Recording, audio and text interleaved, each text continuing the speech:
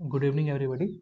This is a Lucknow Metro Assistant Manager paper for electrical. So up to 56 question I have already explained. 57 question was basically wrong. So I am going to explain question number 58. Okay. So please subscribe to my channel. I am just अगर आपको DMRC या फिर इसरो के previous year questions के बारे में अगर problem होती है तो आप जो है मेरी प्लेलिस्ट वीडियो में जाके देख सकते हैं. So it is very helpful and every question is explain well. ठीक है.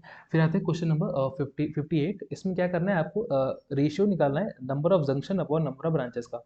ठीक है. तो देखो इस क्वेश्चन को कैसे करेंगे.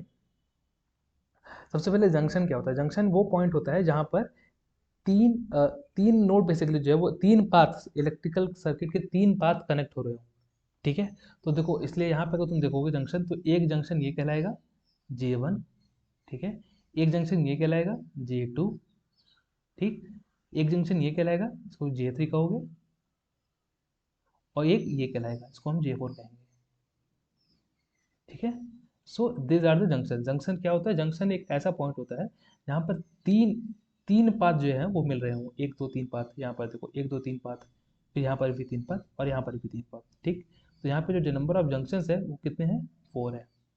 ठीक. तो जंक्शंस का क्लियर हो गया. अब हम आते हैं नंबर ऑफ ब्रांचेस के ऊपर कि नंबर ऑफ ब्रांच कितने हैं इसमें अगर आपको निकालना हो तो उसके लिए आप क्या करेंगे.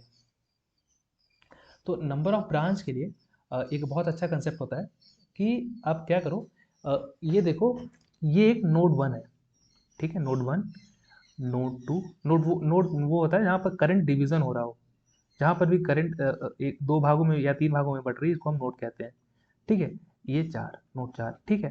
तो अब देखो अगर तुमको ये निकालना है कि नंबर ऑफ ब्रांचेस कितने हैं हमारे सिस्टम में, तो उसके लिए क्या करो कि ये देखो कि नोड के बीच में कितने सारे वो कनेक्टेड है. मतलब कि देखो ऐसे करो कि एक नोड, देखो इसके और इसके बीच में ये पूरा कनेक्टेड है ना.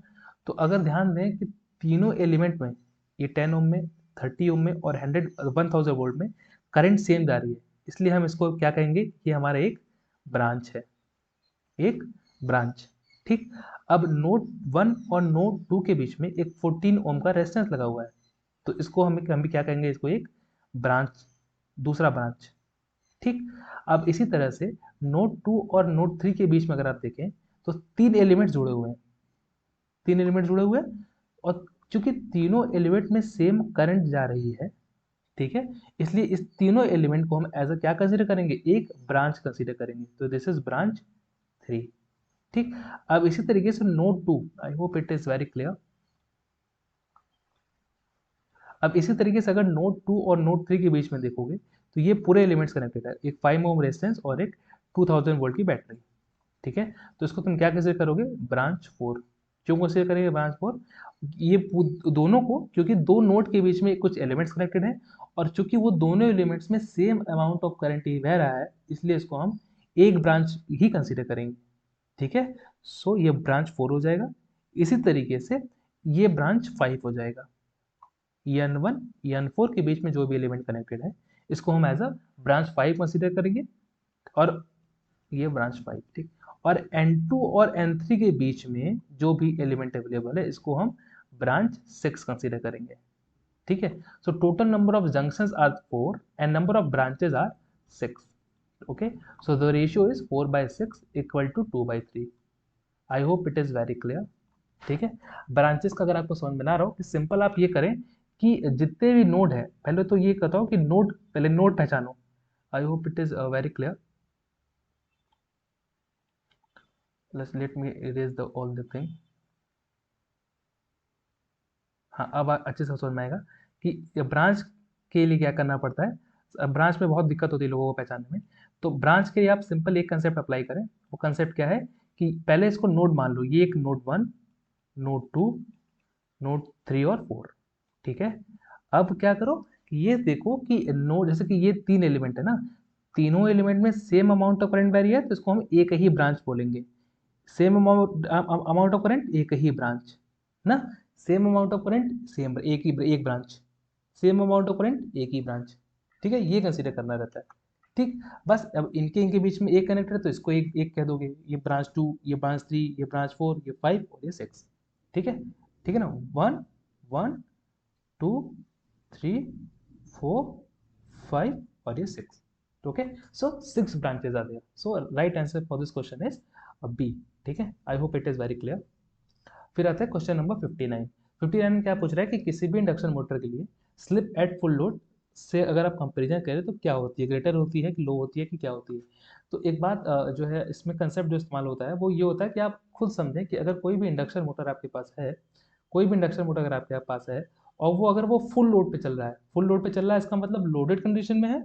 अगर कोई भी चीज़ लोडेड कंडीशन में होती है तो उसकी स्पीड क्या होती है, थोड़ी कम होती है। ठीक है, तो इंडक्शन मोटर अगर लोडेड फुल फुल लोड पे चल रहा है ना, तो ये मैं जस्ट एन एग्जांपल दे रहा हूँ आपको कि मतलब इसमें कोई भी डाटा दिया नहीं हुआ, ये डाटा मैं खुद अज्यूम करके, मतलब मुझे जनरली क्या होता है कि एन एस जो होता है वो 120 एफ बाई पी के बराबर होता है। तो जब आप एफ को 50 हर्ट्ज रखेंगे, 50 हर्ट्ज आई होप रखेंगे, हाँ 50 हर्ट्ज रखेंगे और 4 पोल मशीन रखेंगे जो कि जनरली मोस्टली क्वेश्चन में रहता है ऐसा, तो सिंक्रोनस स्पीड जो आपकी आई होप आएगी वो 1500 के बराबर आएगी। ठीक है, तो अगर आप फुल लोड पे इंडक्शन मोटर को चला रहे हैं तो वो इतने ऑलमोस्ट इतने स्पीड चलती है। ठीक है, तो 1480 भी कंसीडर कर सकते हैं। ठीक, तो यहाँ से हमने स्लिप स्लिप क्या होता है, N S minus N R upon N S. तो N S minus N R अगर हम देखोगे तो ये 30 अपॉन 1500 इंटू, तो ये 0.2 के बराबर आएगा।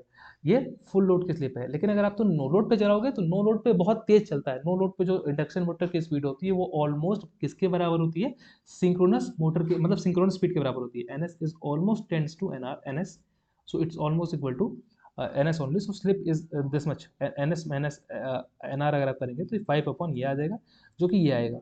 ठीक है, तो आपको क्या मिला कि जो नो लोड पे स्लिप है वो हमारी 0.003 है और जो फुल लोड पे है वो 0.02 है। तो फुल लोड का स्लिप क्या हुआ, ज़्यादा हुआ किससे, नो लोड से।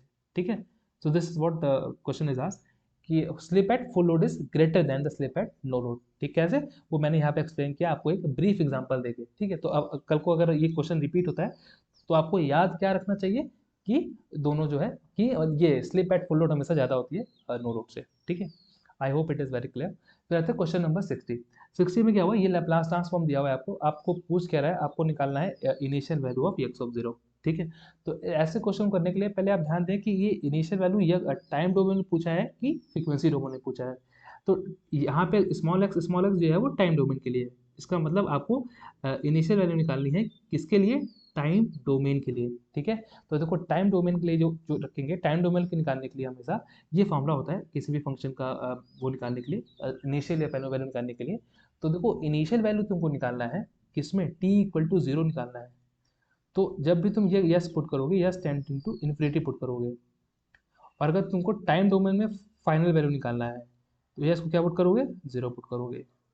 ठीक है, तो याद रखना ये यक्स ऑफ एस जो हम निकालते हैं कैसे निकालते हैं, limit s tend to zero या फिर कोई भी इंफिनिटी एक्स ऑफ एस। ठीक है, अब चूंकि इस क्वेश्चन में इनिशियल वैल्यू पूछा है तो इसका मतलब एस को तुम कहाँ टेंड कराओगे, इन्फिनिटी टेंड कराओगे, है ना। तो S into x of S जो भी एक्सप्रेशन जो तुमको दिया हुआ था। ठीक है, तो बस इसके बाद क्या हुआ कि मैं यहाँ पे एस कॉमन ले लिया और यहाँ से एस स्क्वायर कॉमन ले लिया, ये दोनों कट जाएगा। उसके बाद आपको क्या पुट करना है, एस को इन्फिनिटी पुट करना है। क्यों पुट करना है, क्योंकि तुमको टी इक्वल टू जीरो पे वैल्यू पूछ रही थी। ठीक है, तो टी इक्वल टू जीरो पे पूछ रही थी, तो एस को जब इन्फिनिटी पुट करोगे तो यहाँ पे तो आंसर क्या आएगा, 4। ठीक है, क्योंकि 1/s क्या हो जाएगा, जीरो हो जाएगा, है ना। तो ये 4 आ जाएगा, 4/1 equal to 4, so 4 will be the right answer for this question. Okay, I hope it is very clear. So this 4 is the right answer. ठीक, okay. So now the next question is question number 61। इस question में हमें क्या करना है, current निकालना है R3 के अक्रॉस, R3 से बहने वाली तुम्हें करंट निकालनी है। ठीक है, तो ऐसे क्वेश्चन को करने के लिए आप अच्छे से समझे, एक कंसेप्ट होता है जो आपको एकदम अच्छे तरीके से पता रहना चाहिए, और वो कंसेप्ट ये होता है कि नोडल, ऐसे क्वेश्चन को करने के लिए कभी भी आप मेस अप्लाई नहीं करेंगे। आप नोडल सीखिए, नोडल ही अप्लाई करना है। तो वो अप्लाई कैसे करना है, ऐसे क्वेश्चन के लिए नोडल एनालिसिस ही यूज होती है। नोडल ऐसे अप्लाई करना है कि इस वाले पोटेंशियल को वी ए मान लो। ठीक है, इस वाले पोटेंशियल को वी ए मान लो और ये वोल्टेज हो गया। ठीक है, अब देखो तुमको कंसेप्ट इसमें सिंपल ये होता है कि ये हमारा वी ए पोटेंशियल हो गया। ठीक, अब तुम करंट यहाँ से बहाते चले जाओ, ऐसे ऐसे और तीन ऐसे। ठीक है, तो I1 करंट यहाँ फ्लो करेगी, I2 करंट यहाँ फ्लो करेगी और I3 ये फ्लो करेगी। सिंपल क्या लगाना है तुमको, KCL, मतलब I1 plus I2 plus I3 को तुम्हें क्या करना है, जीरो के बराबर करना है।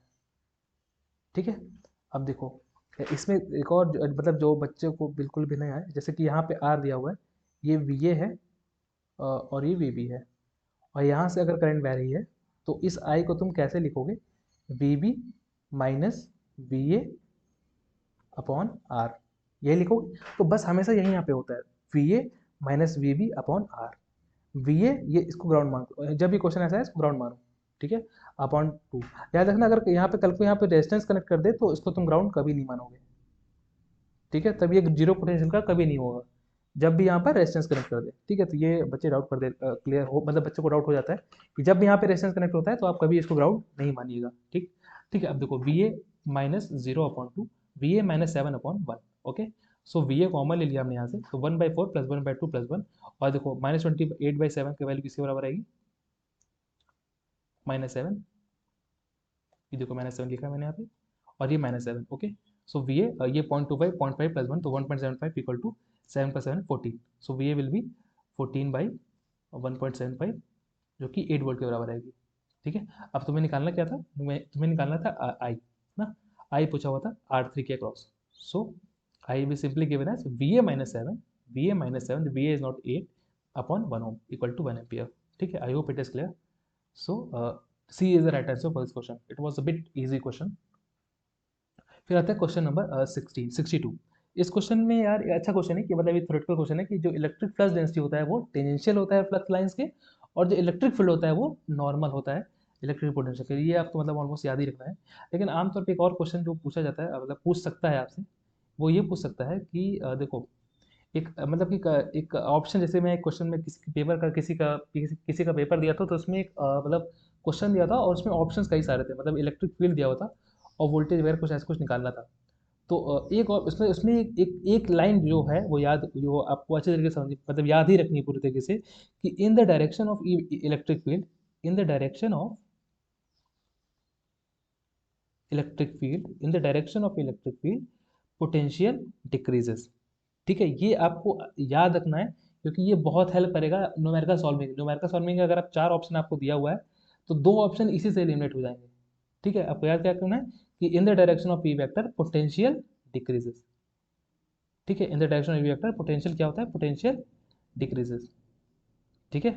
तो ये एक मतलब अच्छा कंसेप्ट था, जो मतलब अभी रिसेंट किसी का पेपर देके आया था मैं, तो इसमें ये पूछा हुआ था कि in the direction of E vector potential decreases, okay.